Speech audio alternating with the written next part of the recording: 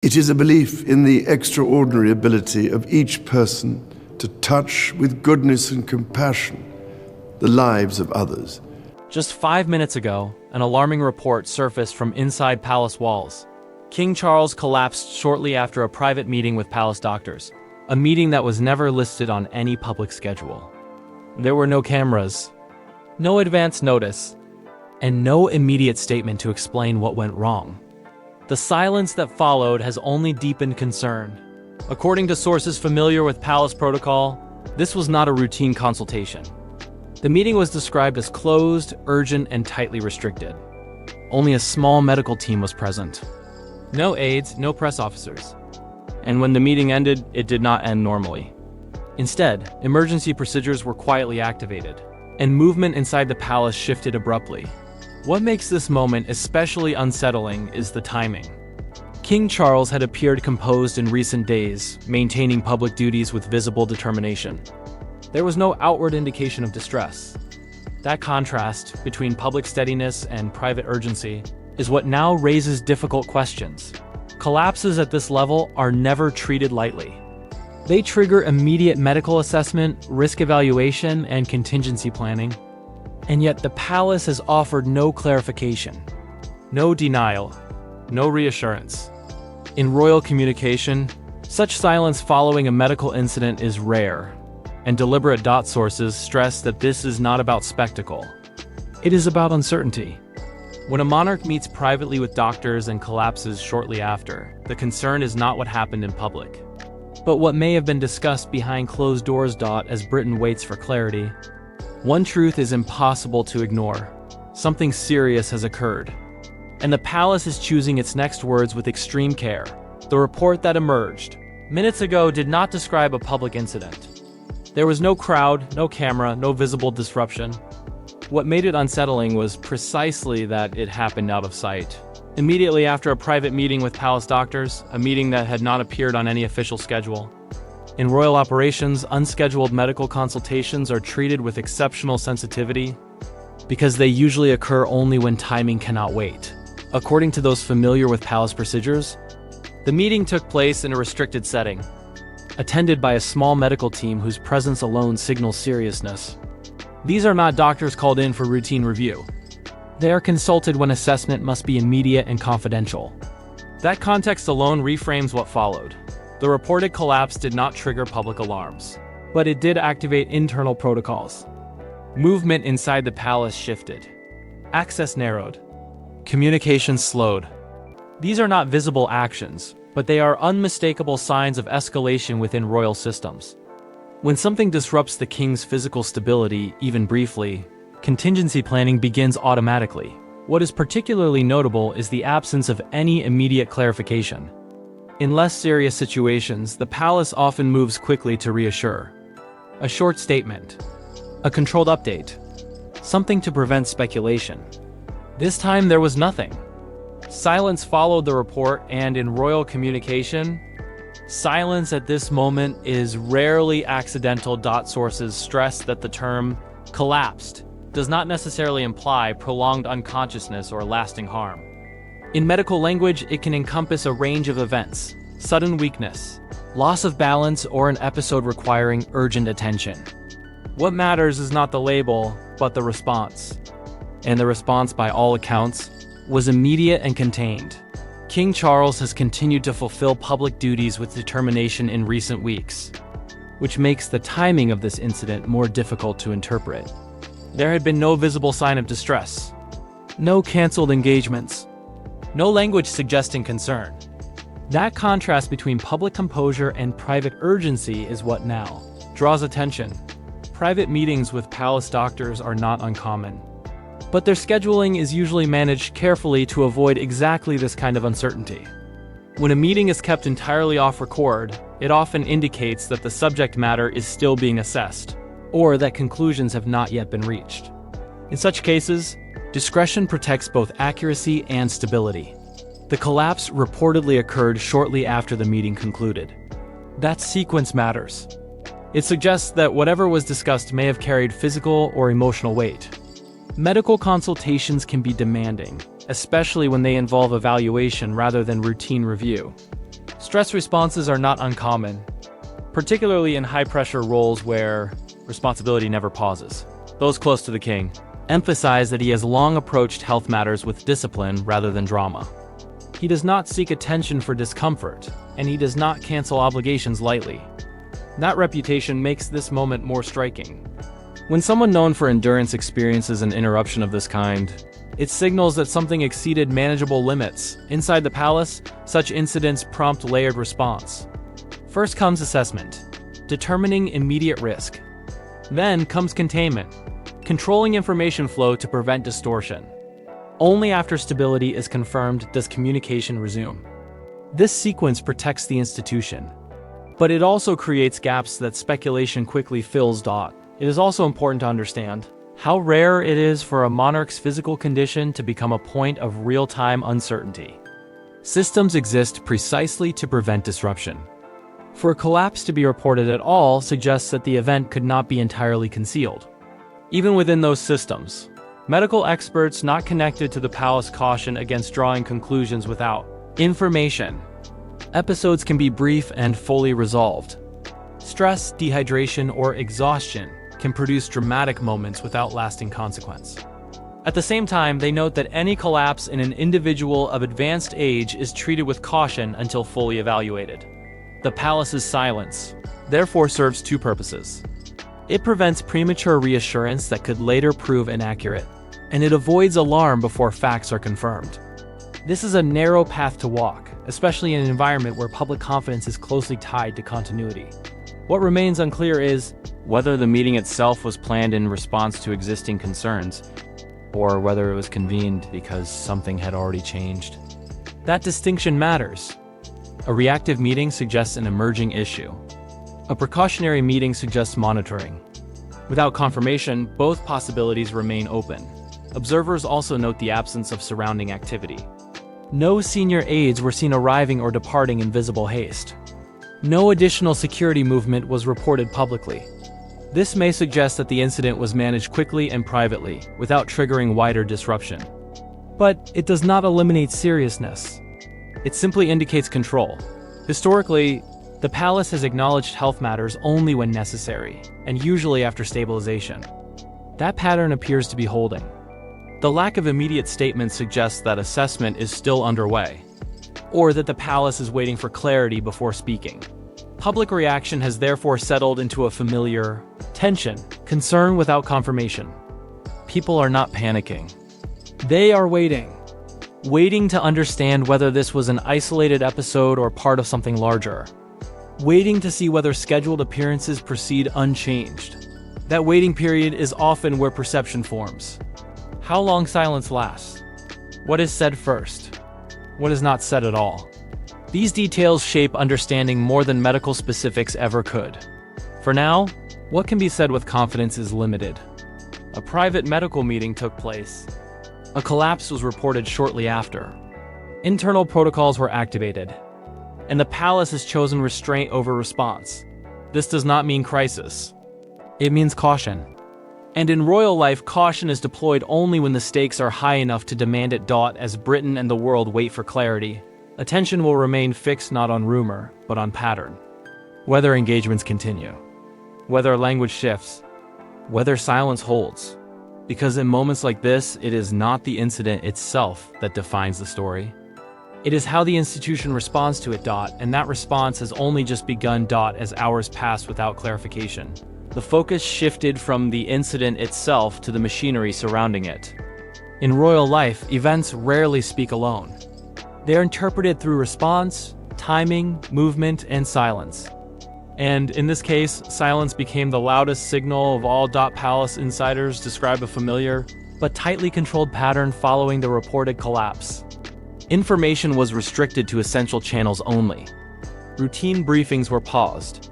Decisions that normally involve multiple layers were temporarily centralized. This is not an overreaction. It is standard procedure when uncertainty intersects with the crown. What stands out is not the activation of protocol, but the absence of visible reassurance. In past moments of minor concern, the palace has often moved quickly to calm speculation, issuing short statements emphasizing continuity. That did not happen here. Instead, officials appear to be waiting, a choice that suggests assessment is ongoing rather than complete. Medical experts note that collapses are often treated as diagnostic events. They do not simply mark an endpoint. They prompt a sequence of evaluations. Tests are conducted. Variables are isolated. Fatigue, stress, medication, and underlying conditions are reviewed together. Until that process concludes, definitive statements are often avoided.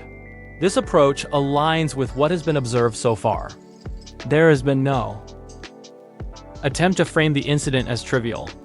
Equally, there has been no language indicating emergency. The palace appears to be holding a middle ground, neither escalating nor dismissing.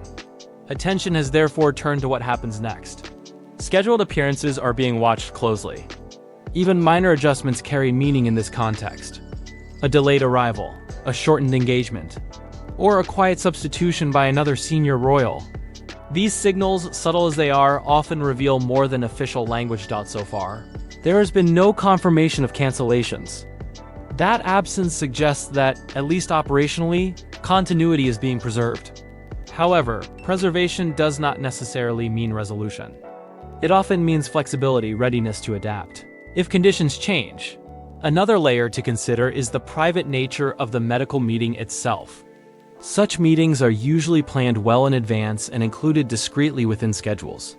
When they are omitted entirely, it often indicates urgency or confidentiality beyond the ordinary. The meeting secrecy suggests that its purpose was evaluative rather than routine. Those close to royal medical arrangements stress that stress responses are taken seriously at this level. The role of the monarch carries constant psychological pressure, and physical symptoms can sometimes reflect cumulative strain rather than isolated illness. That does not minimize concern. It contextualizes it. King Charles has long been known for maintaining a demanding pace, even when advised to slow down. That determination is widely respected, but it also raises questions about sustainability. Moments like this force reassessment, not just medically, but institutionally inside the palace. Contingency planning is always present, even when unspoken. The system is designed to absorb disruption without broadcasting it. That design is now being tested, not because of collapse alone, but because of uncertainty around cause and consequence. Observers also note the emotional dimension. While no public reaction has been acknowledged, such incidents inevitably affect those closest to the monarch. Family members, aides, and advisors are thrust into a waiting period where clarity is delayed. That environment requires calm leadership and careful communication. The absence of visible reaction from senior royals suggests discipline rather than detachment. In moments like this, restraint is deliberate. It prevents mixed signals and preserves focus until facts are known. Media coverage has reflected this uncertainty. Reporting remains cautious, avoiding definitive language. Analysts emphasize possibility rather than conclusion. This restraint mirrors the palace's approach, creating a rare alignment between institution and press. International attention has also been measured. Foreign governments and royal households are monitoring developments quietly, aware that premature interpretation serves no one. Stability, even temporary, remains the priority. What becomes clear in this phase is how much the monarchy relies on rhythm. When rhythm is disrupted, even briefly, attention sharpens. Every pause is noticed. Every delay is weighed. The institution's strength lies in how it manages those pauses. The coming hours will therefore matter more than the incident itself. A brief acknowledgement could settle concern. Continued silence could invite speculation.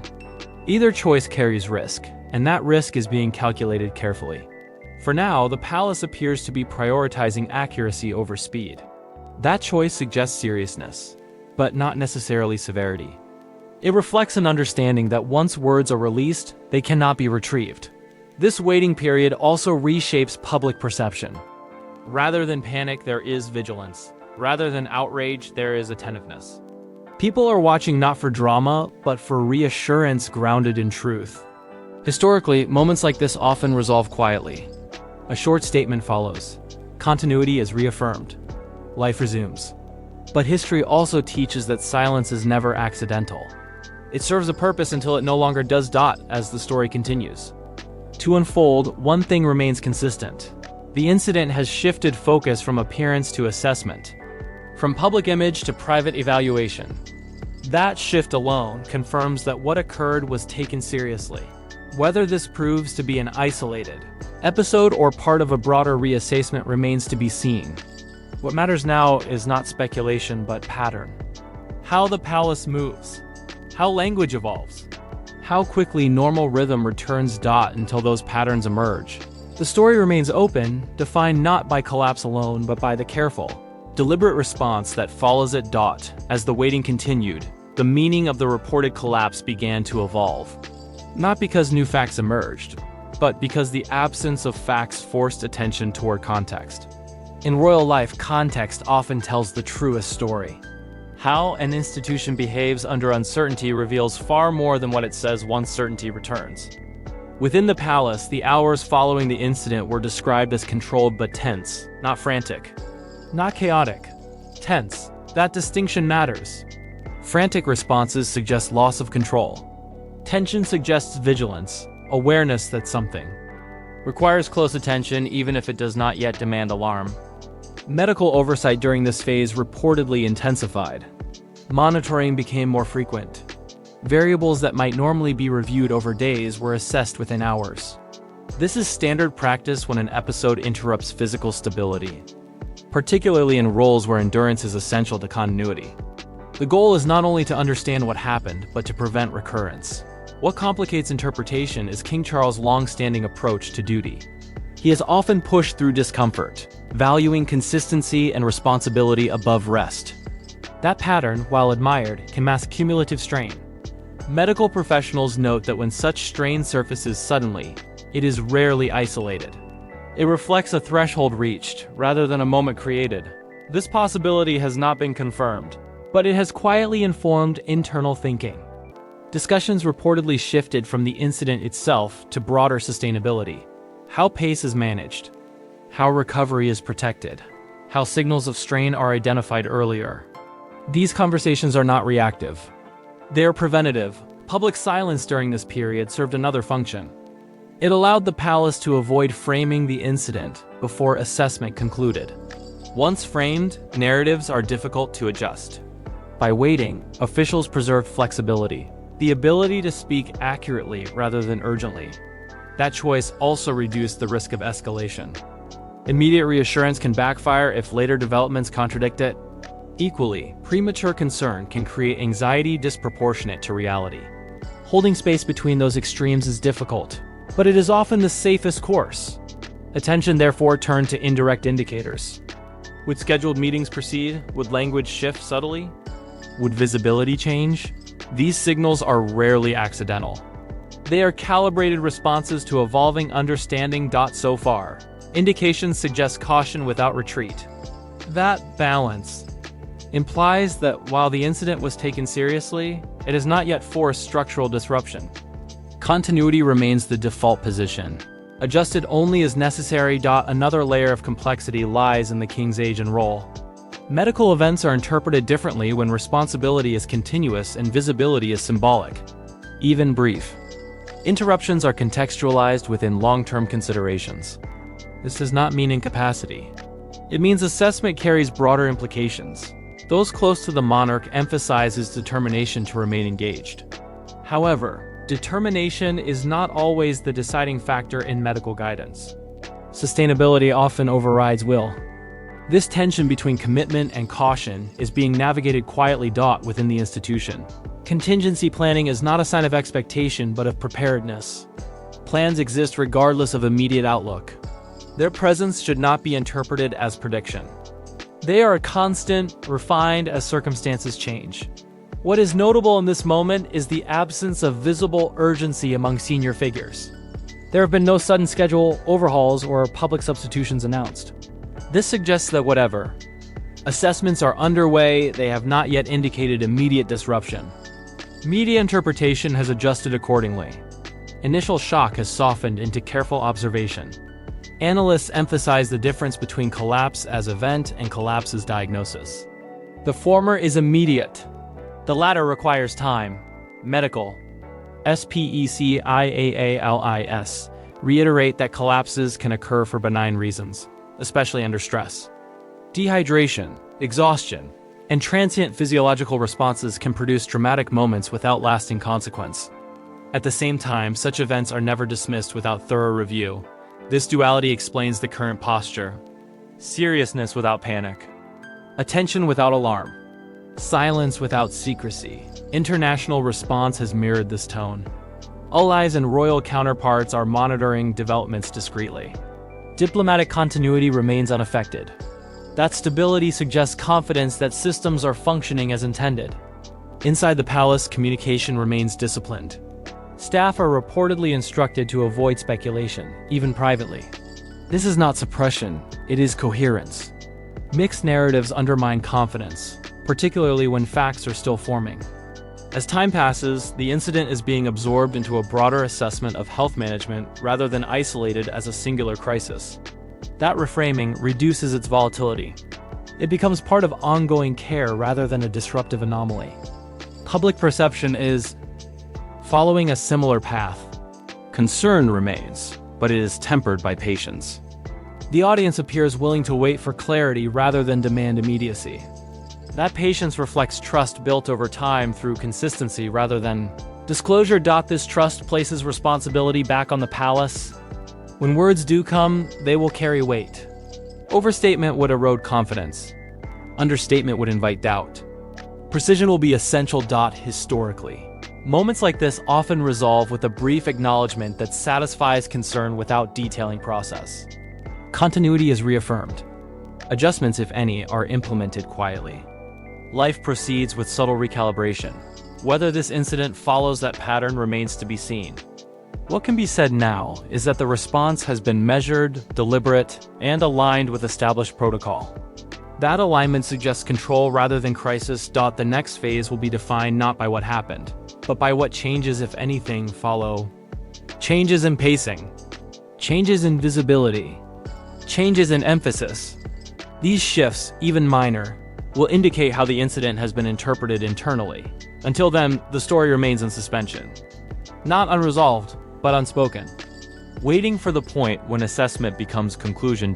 In royal life, that waiting is often the most revealing part. It shows whether systems hold, whether confidence remains, whether continuity can absorb uncertainty without fracture. So far, the system appears steady. Not dismissive, not alarmed, steady.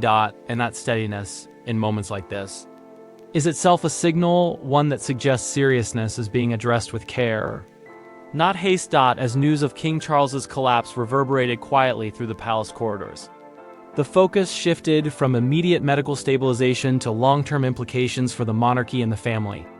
While the initial response had centered on urgent care, the unfolding reality demanded coordination, planning, and an extraordinary level of discretion.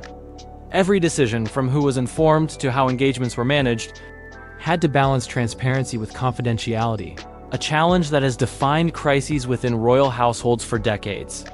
Internally, senior staff reportedly convened, repeatedly to assess both the king's condition and the potential ripple effects of public knowledge. Even a minor misstatement could provoke speculation, potentially undermining confidence in the monarchy. Advisors emphasized the need for careful phrasing, ensuring that the king's dignity remained intact while simultaneously acknowledging the seriousness of the event to those who needed to know. The tight control of information reflects the dual pressures of managing health outcomes and preserving institutional stability. William and Catherine emerged as central figures in this phase, not merely as family members but as coordinators of crisis management. Sources indicate that William remained close to his father, balancing emotional support with pragmatic oversight of ongoing responsibilities. Catherine, meanwhile, reportedly focused on maintaining household routines and ensuring that the family's younger members were shielded from the intense pressure of the situation.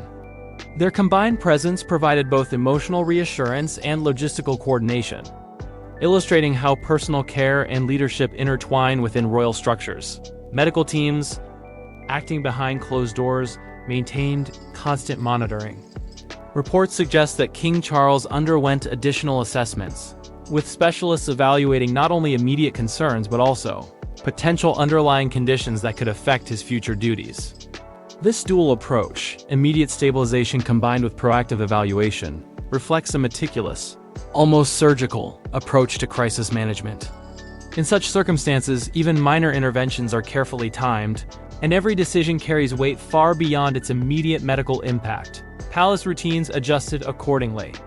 Ceremonial engagements were postponed or reassigned to senior officials, while other family members took on public-facing responsibilities to maintain continuity. These strategic shifts allowed the monarchy to continue functioning without exposing the king to further strain. Observers note that such delegation is standard practice. But the intensity and immediacy in this instance suggest that the incident had a profound effect on operational priorities within the palace. Emotionally, the impact was palpable. Witnesses describe a rare vulnerability in William, who, despite years of public poise, was reportedly seen struggling with the weight of his father's condition. Catherine, ever composed, provided quiet strength, creating an environment where resilience could be maintained collectively. Their behavior underscored a central truth. In royal crises, leadership is as much about emotional presence as it is about decision-making. Outside the palace, speculation began to mount. Social media chatter and media outlets attempted to interpret sparse information, but official silence remained deliberate. This restraint, while frustrating for observers, is a hallmark of high-level crisis management. By withholding detail until certainty is established, the palace prevents misrepresentation and ensures that any disclosures are both accurate and controlled. This approach preserves credibility, even if it temporarily fuels conjecture. The event also prompted reflections on succession, planning, and institutional readiness. While there is no immediate cause for alarm regarding continuity, advisors reportedly revisited contingency protocols to ensure seamless transitions in the event of unexpected developments. Such foresight is rarely visible to the public, yet it forms the backbone of operational resilience, safeguarding both the monarchy's function and the confidence of the nation. For King Charles, the personal dimension remains central.